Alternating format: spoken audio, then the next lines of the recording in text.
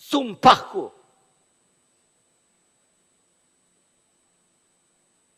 terlentang, jatuh, perih, kesal. Ibu Pertiwi, engkau pegangan dalam perjalanan janji pusaka dan sakti. Tanah tumpah darahku makmur dan suci.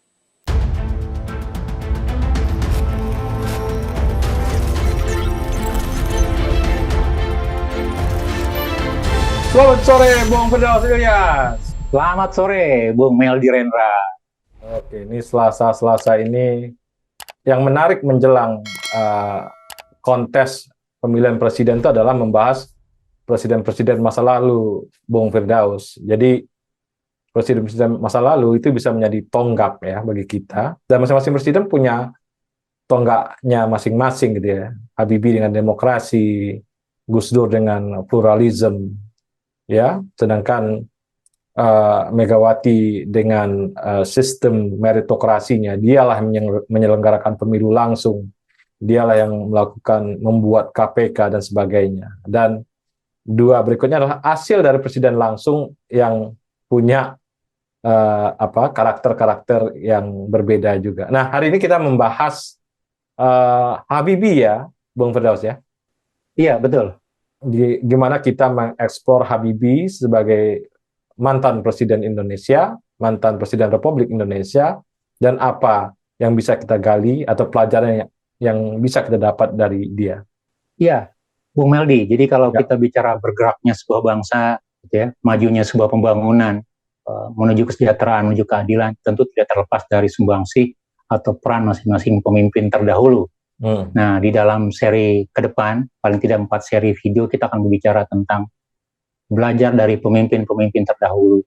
Nah, kita akan lihat pemimpin-pemimpin terutama dari pasca reformasi ya, Bung Meldi ya, masing-masing dengan kontribusinya, dengan tantangannya, kemudian apa saja yang dijadikan tonggak dan itu dilanjutkan pada periode berikutnya, kemudian diperkuat dan diakumulasikan. Nah, kita akan lihat masing-masing tantangannya, mulai dari pasca reformasi di eranya Pak B.J. Habibie, kemudian selanjutnya masuk ke era Pak Gus Dur, kemudian Ibu Megawati, dan terakhir ke eranya Bapak SBY. Nah, masing-masing tentu memiliki kelebihan, memiliki prestasi. Nanti kita akan kupas perlahan-perlahan gitu ya, apa saja tantangannya, situasinya berbeda, karena masing-masing pemimpin memiliki tantangan era atau zaman yang berbeda ya, ya. Dan tentu dengan karakteristik pemimpin gitu ya, bagaimana dia bisa survive, bagaimana dia bisa menjalankan leadership-nya sebagai seorang presiden, dan apa yang bisa diwariskan kepada kepemimpinan berikutnya. Dan tentu nanti kita juga akan lihat kira-kira apa yang menjadi catatan-catatan penting kita, legacy utama gitu, baik dalam konteks tata kelola, demokrasi atau anti korupsi, atau dalam rangka memajukan kesejahteraan masyarakat Indonesia. Nah, untuk seri pertama ini kita akan bicara tentang B.J. Habibie, Bung Meldi. Bung Meldi juga tentu punya pengalaman kita di awal tahun 90-an, kemudian masuk daerah reformasi, krisis moneter tahun 97, kemudian memuncak pada tahun 98. Padahal pada waktu itu kita baru selesai menyelenggarakan pemilu ya, Bung Meldi ya. Jadi untuk kesekian kalinya Soeharto terpilih tahun 97, tapi juga dibarengi dengan krisis moneter, krisis ekonomi. Tidak hanya ekonomi, tapi juga sendi-sendi perekonomian, sendi-sendi kemasyarakatan juga bergerak di sana, kita mengalami hal yang sama. Dan pada akhirnya di pertengahan tahun, tepatnya 21 Mei, sejalan dengan akumulasi gerakan mahasiswa, gerakan masyarakat ketidakpuasan, protes masyarakat terhadap pemerintahan, kemudian pada 21 Mei 1998 HM Soeharto mengundurkan diri. Nah, pengunduran ini juga dibarengi dengan menyerahkan tugasnya, jadi tugasnya itu diserahkan, dilanjutkan oleh wakilnya. Kebetulan Pak Habibie waktu itu merupakan wakil presiden. Dan pada 21 Mei 1998, maka secara de facto, secara de jure, B.J. Habibie menjadi presiden Indonesia berikutnya gitu. Nah, kalau kita lihat situasi pada waktu itu sangat tidak mudah ya, Bung Media. Jadi demonstrasi baru saja dimulai. Jadi kalau kita lihat sebagian kampus-kampus baru 2 bulan, 3 bulan memulai demonstrasinya. Jadi baru pemanasan gitu. Nah, ternyata terjadi suksesi nasional, pergantian kepemimpinan, dan kita mahasiswa tidak punya kira-kira apa yang akan kita coba jadikan semacam catatan-catatan penting dalam kepemimpinan. Ternyata kepemimpinannya sudah berganti, gitu ya, muncul pemimpin yang baru. Nah, hal ini juga merebak ke daerah ya, situasi-situasi ketidakpuasan, situasi-situasi pergolakan, bahkan kepercayaan di antara pemimpin, elit-elit bangsa waktu itu tidak apa ya, faksinya sangat banyak, Bung Meldi, kalau kita lihat ya, gitu ya. Dan mungkin kalau saya boleh mereview sedikit, kira-kira Bung Meldi masih ingat kira-kira apa yang menjadi persoalan pokok pada era di awal B.J. Habibie menjadi presiden? Karena kalau kita lihat dari sisi demokratis saja, dari sisi yang lain kan juga tentu banyak hal-hal yang menjadi catatan penting pada waktu itu, begitu. Jadi kalau kita lihat Habibie sebenarnya pada awal dia menjadi presiden RI ya, karena pergantian kekuasaan melalui Pak Harto. Jadi dorongan-dorongan dari masyarakat, yaitu adalah interest atau kepentingan atau hati nurani rakyat gitu ya, itu sangat besar pengaruhnya terhadap Habibie. Jadi rakyat betul-betul menyuarakan suaranya dan Habibie menangkap suaranya, dan Habibie nggak bisa bergeser dari kepentingan rakyat, harus kepentingan rakyat. Nah, ini yang berbeda kalau kita lihat untuk presiden-presiden berikutnya, dia bergeser bisa menjadi untuk kepentingan-kepentingan tertentu. Tapi pada zaman Habibie, kepentingan rakyat atau kepentingan warga, kepentingan masyarakat itu sangat besar, sehingga si presiden fokus dari urusan-urusan itu, Bung Firdaus. Iya, betul. Jadi kalau kita lihat karakteristik Habibie tidak terlepas dari perjalanan sejarah yang dialaminya, Bung Meldi. Jadi kita berangkat dari keluarga, kita katakan Pak Habibie berangkat dari keluarga cerdik pandai ya, bapaknya kalau tidak salah ahli pertanian gitu ya, kalau tidak salah dia adalah orang Gorontalo gitu, orang non Jawa, berangkat studi ke Jawa, cita-citanya menjadi orang pintar, menjadi teknokrat dengan kelebihan, dengan keenceran otak yang dia miliki gitu. Dan kemudian dia melanjutkan sekolahnya di ITB setahun, kemudian dilanjutkan seterusnya sampai S3 di Jerman, bahkan kerja di Jerman. Dan Habibie dipanggil oleh Soeharto pada awal tahun 70-an untuk membantu mengembangkan teknologi atau mengembangkan pengetahuan Indonesia. Jadi saya masih ingat ketika SMP atau SMA, bagaimana banyak sekali orang mengidolakan Bapak Habibie. Jadi salah satu tokoh yang kita asumsi sebagai orang pintar, sebagai orang cerdas itu adalah B.J. Habibie. Semua ingin menjadi Habibie. Semua ingin menjadi insinyur, semua ingin membuat pesawat. Jadi Habibie merupakan role model untuk sebagian besar orang pada generasinya. Nah kalau kita lihat juga, Pak Habibie sebelum menjadi presiden atau wapres, dia 4 periode menjadi Menteri Riset dan Teknologi. Jadi dari tahun 78 sampai tahun 98. Jadi 1978 sampai 1998. Cukup lama, jadi 20 tahun begitu. Sampai akhirnya dia dipilih menjadi wakil presiden pada era 97-98. Nah, kalau kita lihat, satu yang menjadi, mungkin kalau saya pribadi melihat dari sosok Pak Habibie ya, dengan perawakan yang kecil, ngomongnya yang begitu cepat, ceplas-ceplos begitu ya, diselingi dengan dialek mungkin bahasa Inggris atau apa gitu. Jadi kalau kita lihat pada situasi pada waktu itu, di mana tantangan begitu besar ya, Bung Meldi ya. Jadi tuntutan banyak, semua orang begitu melek demokrasi gitu ya. Semua ingin didengar suaranya, kekuatan begitu banyak, gitu, partai politik masih dominan, dan Habibie dengan keterbatasan waktunya itu bisa survive menjalankan masa transisi. Jadi kalau kita katakan sebagai transisi dari 98 ke 99, karena waktu itu ketika Habibie diserahkan sebagai penerus Soeharto, tanda kutip ya, sampai nanti dipilih lagi presiden definitif lewat sidang MPR, karena kita masih undang-undang dipilih oleh MPR, Habibie harus menyiapkan fondasi-fondasi dasar untuk keberlanjutan negara Indonesia. Jadi yang dipertaruhkan tidak hanya pemerintah, tapi juga negara Indonesia, gitu. Jadi kalau kita bicara, paling tidak kita coba bagi ada beberapa hal penting yang dilakukan oleh Habibie. Pertama, kalau kita bicara tentang bagaimana mengangkat kembali kebebasan berekspresi. Jadi Habibie pada waktu itu melonggarkan kembali atau memberikan kebebasan ekspresi yang seluas-luasnya kepada publik, kebebasan untuk menyampaikan pendapat, begitu. Kemudian yang kedua, kalau kita ingat misalnya di eranya Habibie, selain banyak sekali, jadi pada waktu itu ada MPR yang mengeluarkan banyak sekali tahap-tahap MPR gitu ya. Nah di era Habibie juga ada beberapa lahir undang-undang dalam jangka pemerintahan yang setahun misalnya, undang-undang pemilu, betul. Jadi yang pertama kali menggodok sistem pemilu yang baik gitu ya, desain pemilu, kemudian kebebasan partai politik, itulah pada eranya Pak Habibie. Jadi kita begitu tereforia gitu ya, dari 3 partai politik kemudian menjadi 48 partai politik yang siap pada pemilu 99. begitu. Nah, itu tentu juga didukung oleh undang-undang pemilu, kemudian kebebasan berekspresi dan terusnya. Kemudian dalam konteks ekonomi, saya juga masih ingat gitu ya, ada beberapa hal yang menarik yang dihasilkan oleh Pak Habibie. Misalnya contoh undang-undang anti monopoli ya Bung Meldi ya, kalau kita ingat salah satu kejahatan rezim 98 adalah persoalan monopoli di lingkar kekuasaan, dan kemudian itu diakumulasi sebagai sebuah prasyarat akuntabilitas dengan lahirnya undang-undang monopoli. Kemudian juga undang-undang persaingan yang sehat gitu ya. Kemudian juga ada undang-undang nah yang paling penting kalau kita ingat dalam materi sebelumnya, undang-undang otonomi daerah. Jadi otonomi daerah juga lahir pada eranya Pak Habibie gitu, di mana persoalan ketimpangan daerah antara pusat dengan daerah atau Jawa dengan non-Jawa itu begitu mengemuka. Sehingga mau tidak mau daerah juga harus didorong, diakselerasikan, bisa membangun gitu ya. Kemudian diberikan kebebasan yang lebih luas, diberikan otonomi yang luas, dan kemudian didukung oleh pemerintah pusat.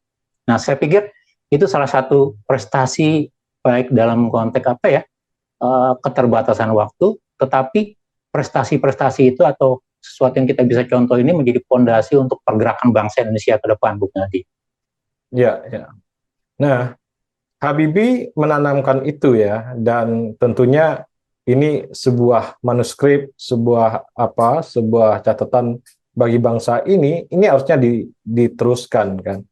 Di samping juga manuskrip lain tentang bagaimana lompatan jauh ke depan dalam teknologi, itu juga menjadi manuskripnya Habibie yang perlu dilanjutkan. Nah, persoalan kekuasaan di Indonesia itu juga ada masalah-masalah yang disebut dengan pergantian presiden dengan visi-visi yang berganti gitu ya. Ini juga memberikan patahan dalam program-program yang untuk jangka pandang. Tapi tentunya hal-hal yang telah menjadi warisan ini harusnya kembali kita gali ulang nih, Bung Firdaus, agar pemimpin-pemimpin ke depan, presiden-presiden yang ke depan, ingat kembali bahwa kita udah setengah jalan mengurus ini, kita setengah jalan mengurus ini, dan ini harus sampai di titik ujungnya, di titik yang kita harapkan. Untuk apa?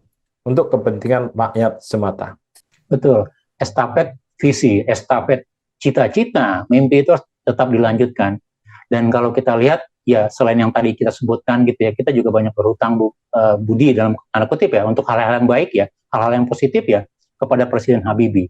Dalam eranya yang 1 tahun lebih gitu ya, dia juga banyak membangun fondasi-fondasi ekonomi, membebaskan tapol tahanan politik. Kalau kita ingat Sri Bintang Pamungkas atau Mukhtar Papahan, itu dibebaskan pada eranya Habibie. Kemudian kalau kita ingat, ketika 97-98 krisis ekonomi, nilai tukar itu hampir 20.000, 15-16.000 gitu ya. Nah, kemudian kita terjerat dalam skema ketidakmampuan ekonomi harus bangun, harus dipulihkan gitu ya. Dan pada era Habibie itu nilai tukar rupiah sempat menjadi turun kembali dari tadinya 15 atau 15.000 menjadi mungkin sekitar 6.500, saya lupa. Tapi paling tidak itu adalah salah satu prestasi yang bisa kita katakan bahwa kita bisa survive gitu ya dari transisi otoritarian gitu ya pada era-era sebelumnya, kemudian masuk ke fase transisi demokrasi. Jadi kalau kita baca buku transisi demokrasi LP3AS ya, saya ingat Guillermo Ordonez atau apa begitu ya, salah satunya bagaimana transisi itu menjadi ajang pertaruhan, apakah dia akan terus maju ke depan gitu ya, artinya dengan fondasi-fondasi yang ada, dengan dasar-dasar bernegara yang baik, atau dia mengalami setback kembali kepada otoritarian begitu. Nah, nampaknya kalau kita sebagai generasi 90-an yang menikmati, memahami Pak Habibie, melihat ketika di era kemahasiswaan, ya, Pak Habibie sedikit banyak kita harus katakan berhasil meletakkan itu, begitu. Walaupun pada akhirnya, gitu, ketika di akhir tahun 1999, ketika masuk dalam fase legitimasi kekuasaan, artinya tidak lagi transisi ya, Bung Meli, kita ingat harus ada pemilihan presiden yang baru.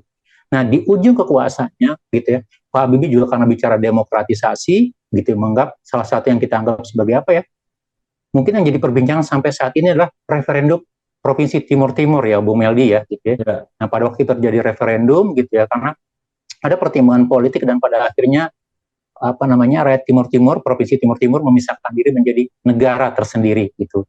Nah, di akhir kekuasaan Pak Habibie pada tahun 99, ini menjadi perdebatan, menjadi menjadi bola panas gitu, yang menganggap salah satu yang mencoreng keberhasilan tanda kutip prestasi-prestasi atau pijakan-pijakan yang sudah dirintis oleh Pak Habibie. Dan saya ingat ketika pada waktu itu ketika ada sidang umum MPR, sidang istimewa, begitu ya, Pak Habibie pertanggungjawabannya ditolak gitu. Padahal kalau kita ingat, mungkin Pak Habibie merupakan salah satu kandidat ya presiden untuk masa pemilihan oleh MPR ya tahun 1999. Tapi karena pertanggungjawabannya ditolak, maka dengan secara berjiwa besar dia mengurungkan niatnya. Mungkin kalau kita ingat ya, mengurungkan niatnya untuk maju sebagai salah seorang calon presiden pada tahun 1999. Bukan begitu Bung Meldi ya, kalau kita ingat ya. Ya.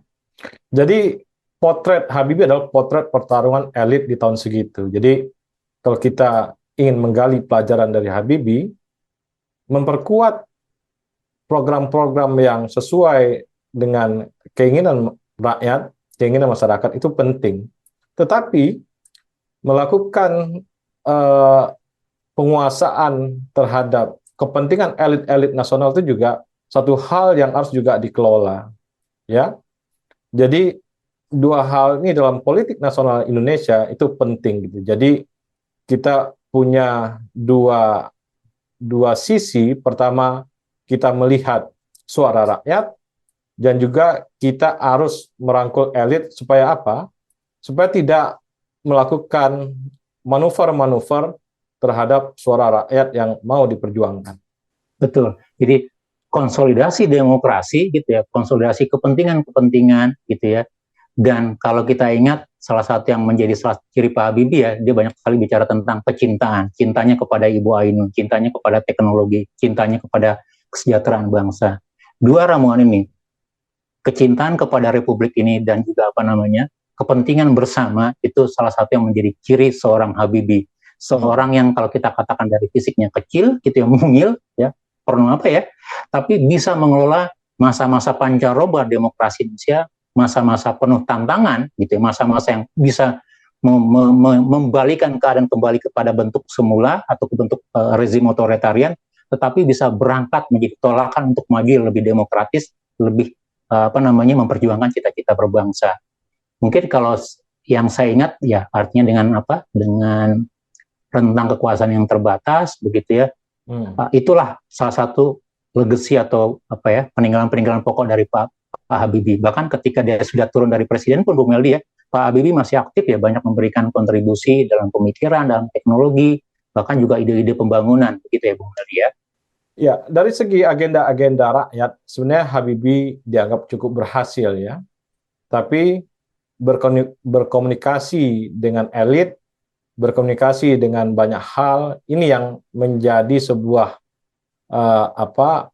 yang tidak jalan pada waktu itu, sehingga dan ada juga sejarah Habibie pada masa lalu yang dia anggap oleh elit sebagai sebuah hambatan, dan ini juga perlu pelajaran bagi kita semua atau pelajaran bagi elit-elit politik untuk melakukan hal-hal tertentu agar komunikasi politik ini sesama elit ini terjadi atas nama kepentingan bangsa. Semua elit harus bisa berkomunikasi dengan baik gitu ya. Karena kalau tidak, sesama elit nanti bisa dia saling menikung di jalan. Betul. Jadi orang kecil dengan tantangan yang besar pada zamannya, tapi dia survive. Bahkan kalau kita ingat Pak Habibie sama sekali tidak punya dukungan partai politik. Golkar yang pada waktu itu dominan 70%, tanda kutip juga tidak banyak mendukung Habibie. Jadi Habibie lebih jalan sendiri dengan keberaniannya, dengan keyakinannya gitu ya, dengan kecintanya kepada publik ini. Dan Pak Habibie membuktikan dia bisa meletakkan fondasi paling tidak demokrasi, fondasi untuk tata kelola pemerintahan jauh lebih baik ke depan gitu ya, dan itu menjadi tugas generasi kita atau presiden-presiden berikutnya untuk memperkuat dan melanjutkan ini. Jadi kita tetap memberikan cinta dan penghargaan kita untuk Pak Habibie sebagai salah satu seorang pemimpin presiden Indonesia yang sudah menorehkan banyak catatan-catatan dalam waktunya yang begitu singkat. Terima kasih Bung Firdaus Ilyas. Sama-sama, terima kasih Bung Meldi Rendra. Tetap semangat. Salam Indonesia bersih. Salam Indonesia bersih.